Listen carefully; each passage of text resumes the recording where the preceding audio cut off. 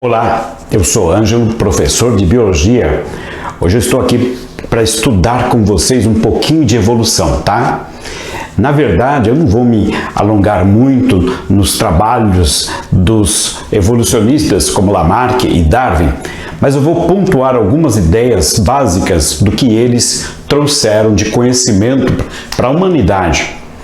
Então, o tema de hoje é evolucionismo, tá bom? Então, vamos começar analisando a primeira ideia evolucionista importante, que foi a ideia do Lamarck, tá? Bom, o que acontece? Jean-Baptiste Lamarck foi um francês, tá? Que no século XIX, ele construiu uma ideia muito interessante sobre o evolucionismo. Na verdade, outras pessoas já pensavam nisso, mas o Lamarck ele conseguiu estruturar uma ideia muito interessante, que foi seguida por muitas pessoas durante aquele século. O Lamarck ele acreditava que os seres vivos poderiam sofrer alterações, na sua estrutura causadas pelas mudanças do meio ambiente. Em outras palavras, ele acreditava que o meio ambiente poderia mudar o ser vivo, ou seja, o ser vivo se adaptaria ao meio ambiente. Uma ideia muito tentadora, e muito interessante. Porém, tinha algumas coisas que não ficaram bem aprofundadas e que, na verdade, eram falhas na ideia do Lamarck. Um caso muito específico da ideia de Lamarck é quando a gente imagina qual explicação Lamarck daria para o crescimento do pescoço das girafas.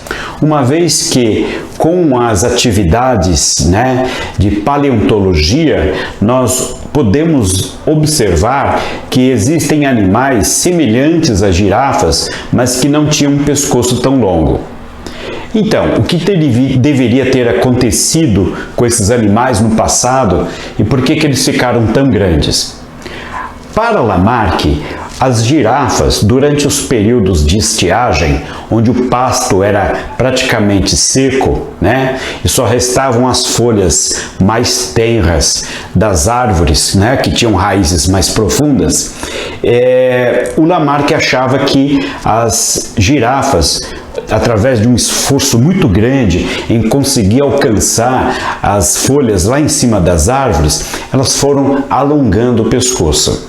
E de tanto alongar o pescoço naturalmente foi se tornando maior, tá? Ou seja, para o Lamarck, uma característica como essa, causada por uma alteração do meio ambiente, que é a seca, poderia causar o alongamento do pescoço do animal, ou seja, uma característica adquirida. Uma vez adquirida essa característica, o Lamarck ele imaginava que poderia ser essa característica transferida para o seu descendente. Ou seja, a primeira girafa que conseguisse alcançar um longo tamanho do pescoço, ela poderia ter a capacidade de transferir essa nova característica ao seu filhote futuramente. Então, quando você pensa na girafa esticando o pescoço e esforçando-se para alcançar uma folha alta, isso chama-se lei do uso e desuso, tá? Que o Lamarck preconizava. Então, para ele, um órgão, uma parte do corpo que se usa muito, se alongava, e uma parte do corpo que não se usava muito poderia se reduzir. É a atrofia quando se reduz, e uma distrofia, um crescimento exagerado quando se usa demais. Então, basicamente, é isso, tá? E depois, a herança dos caracteres adquiridos. Tudo bem, você acredita nisso? Isso você acha possível né? A gente poderia usar alguns exemplos do nosso dia a dia, né? Por exemplo, uma pessoa que toma muito sol e fica com a pele morena, tá? Ela adquire uma cor diferente, né? Mas essa cor diferente, ela pode passar para os seus descendentes? Então, são situações como essas que começaram a ser questionadas na ideia original do Lamarck, tá? Bom, em seguida, a gente observa aqui o caso do darwinismo. Então, vamos ver aqui. O Darwin, Charles Darwin, né, um inglês, viveu entre 1808 e 1882, tá? Ele fez um conjunto de estudos práticos e teóricos, né, que deram origem à teoria evolucionista, tá? O Darwin também não era o único, tinha também o seu contemporâneo Wallace, tá? Então eram várias pessoas se dedicando a isso. A vantagem de Darwin foi que ele conseguiu reunir muitas provas interessantes que demonstravam por A mais B por que ele pensava daquele jeito. Então ele conseguiu adquirir uma coleção de provas que deram maior veracidade à sua ideia. Então o Darwin teve esse grande sucesso no seu trabalho, tá?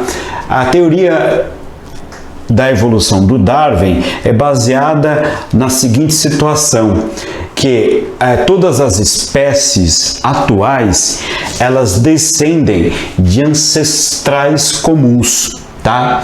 Então, para ele, não existiu uma evolução independente de cada grupo.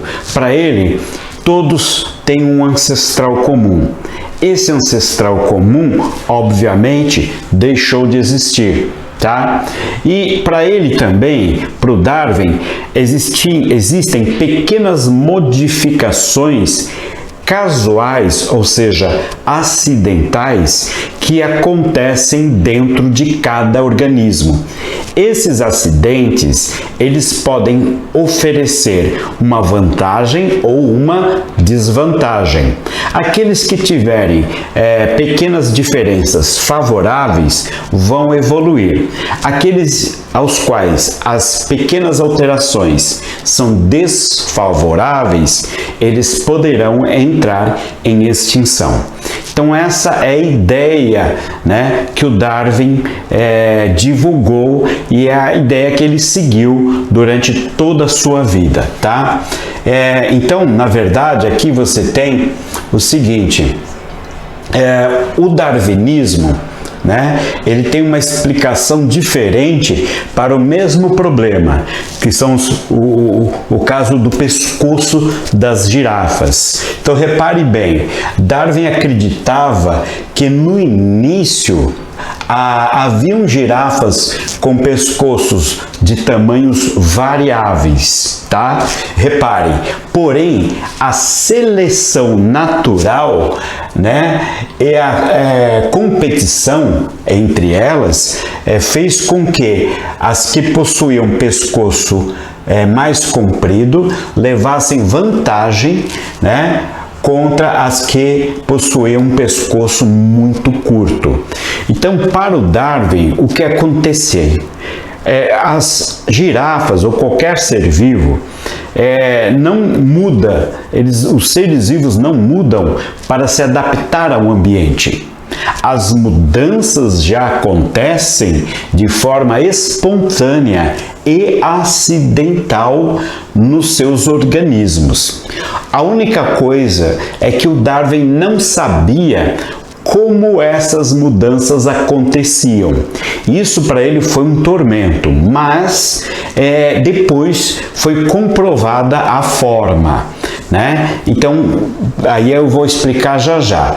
O fato é que, para o Darwin, né, tanto qualquer organismo, eu, você, enfim, todos nós temos pequenas mudanças que acontecem na constituição do nosso corpo.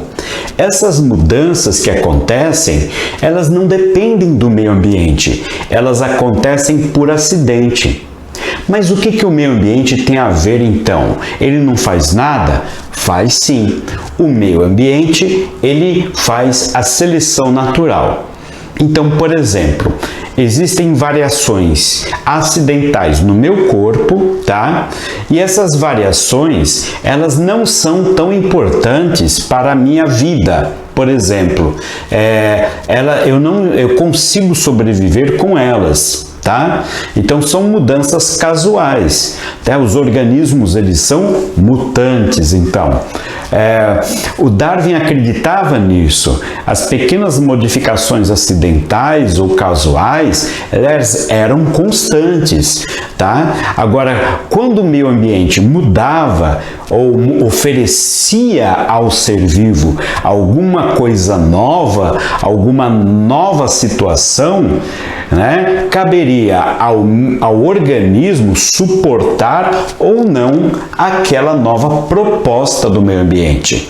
Então, se aquele organismo estivesse preparado para suportar as alterações do meio ambiente, aquele ser vivo conseguiria sobreviver. Aqueles que não estavam aptos, eles sofreriam e poderiam morrer. Então, para o Darwin, os seres vivos não mudam para se adaptar ao ambiente. Os seres vivos mudam por si só. Cabe ao meio ambiente selecionar as melhores mudanças. A esse fenômeno, o Darwin chamou de seleção natural, que é algo que os cientistas levam em consideração como uma ideia verdadeira até os dias de hoje. Portanto, hoje nós acreditamos que o papel do meio ambiente é selecionar as melhores alterações casuais que acontecem nos seres vivos, tá?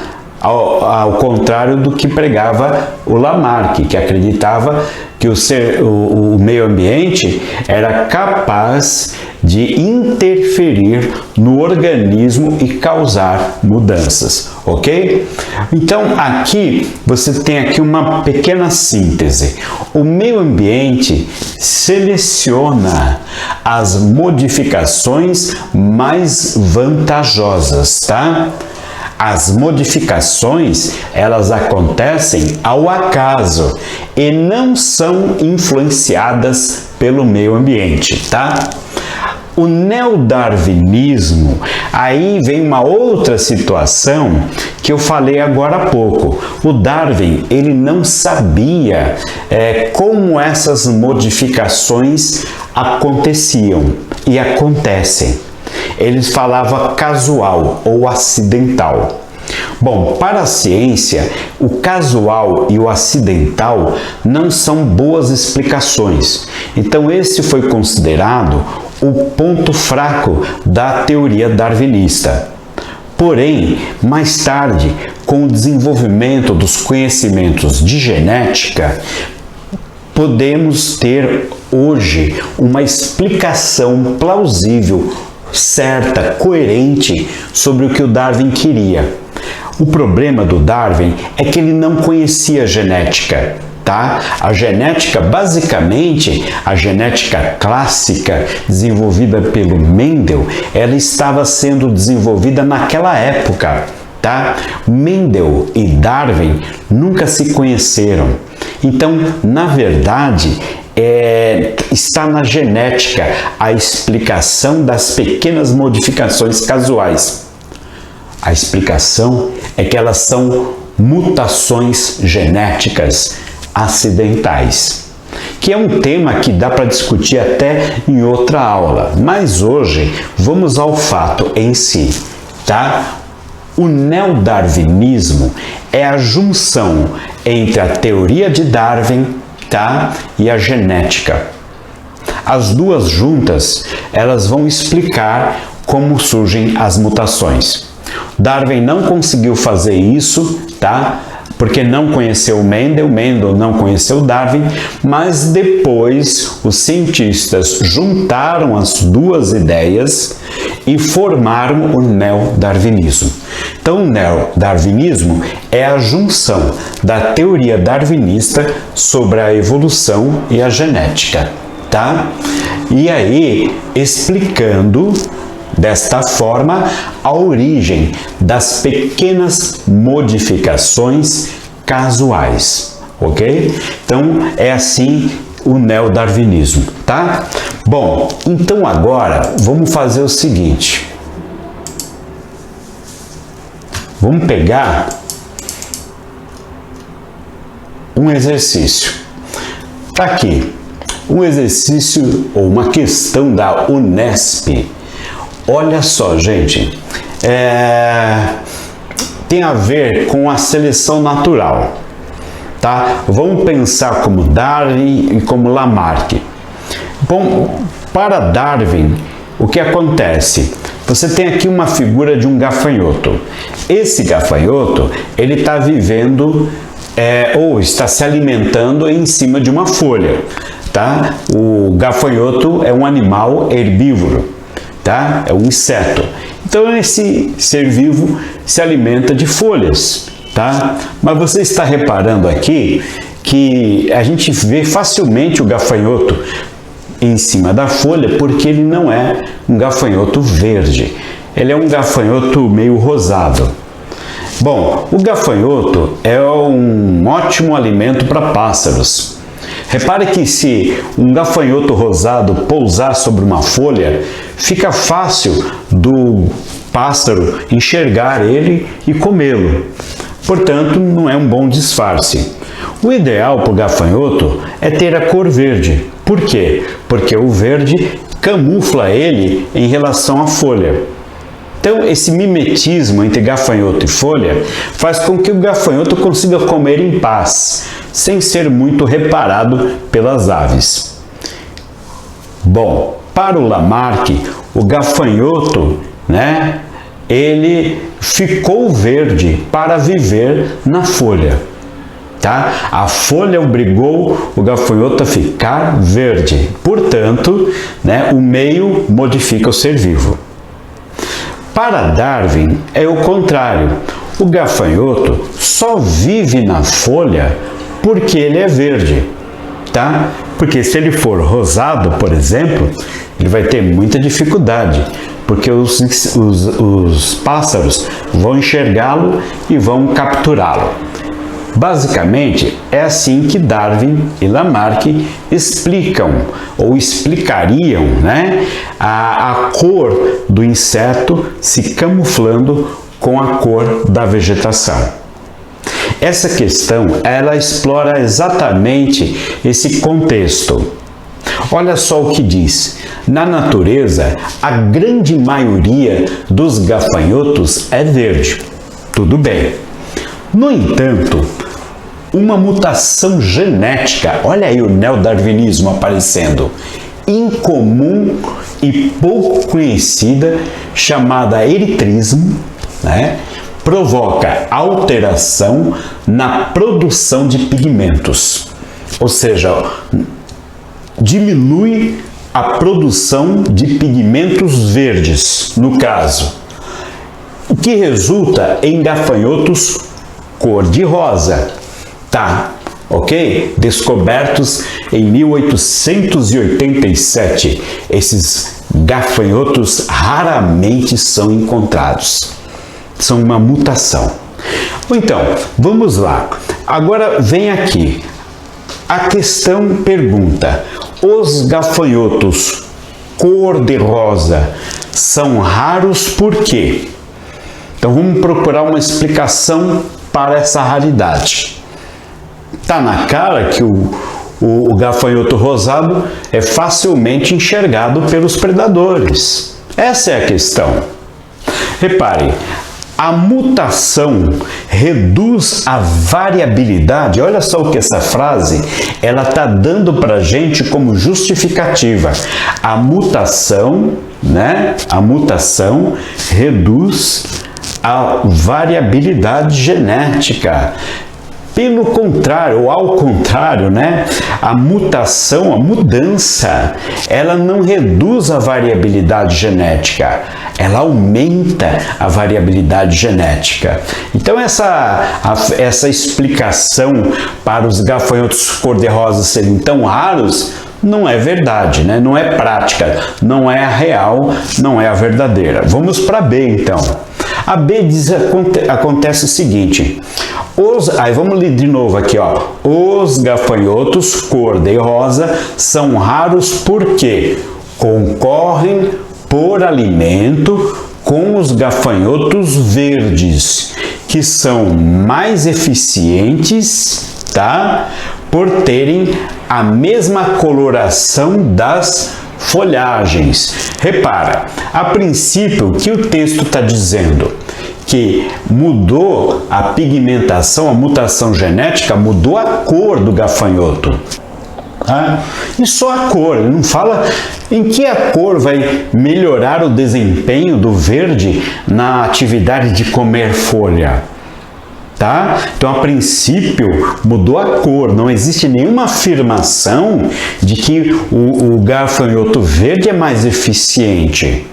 Então, essa não é uma afirmação muito segura para explicar, né, a raridade do gafanhoto rosa. Vamos na C, então. A C diz assim, ó, olha aqui, destacam-se visualmente, ou seja, os gafanhotos cor-de-rosa são mais raros porque destacam-se visualmente e são facilmente encontrados e predados. Opa, aí sim faz sentido. Enquanto os gafanhotos verdes se camuflam com a natureza. É isso, gente. Então, é isso, darwinismo puro, ou seja, seleção natural. Aqueles que têm a coloração verde, eles sobrevivem. Os que têm a coloração rosa são predados, ou seja, são capturados pelos predadores. Então, repara bem, uma mutação genética incomum, um acidente causou essa cor rosada que prejudica o gafanhoto que nasce com essa característica. E aí vem o que? O pássaro, né? Ele vem cumprir o que? A seleção natural. Por isso que existem poucos por aí. Tá legal? Então, a alternativa certa que a gente tem que destacar, pessoal, é a alternativa C, tá? Alternativa C está correta. Muito bem. Outra questão. Não é de hoje que ouvimos falar sobre o suposto uso de hormônios no desenvolvimento, né, mais rápido de frangos. Porém, a realidade não é bem essa. Trata-se de um mito bastante popular.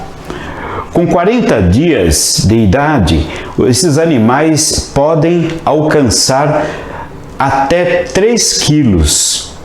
Esse crescimento, né, rápido é resultado fundamentalmente da intensa atividade de pesquisa nas áreas de genética, nutrição, sanidade, né, e no conhecimento do manejo das populações desses animais.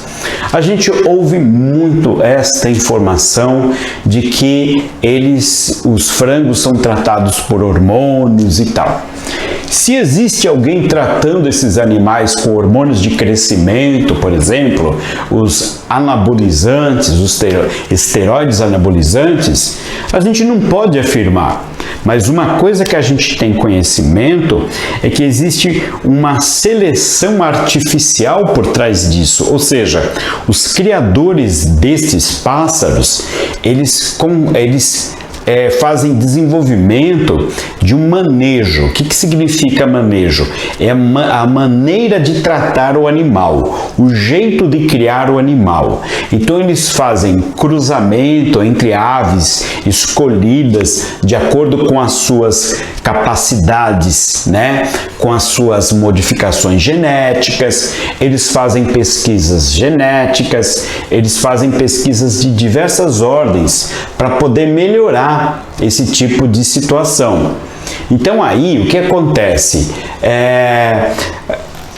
A explicação, né, que o texto traz sobre o mito quanto à utilização de hormônios, né, na avicultura se relaciona com o quê?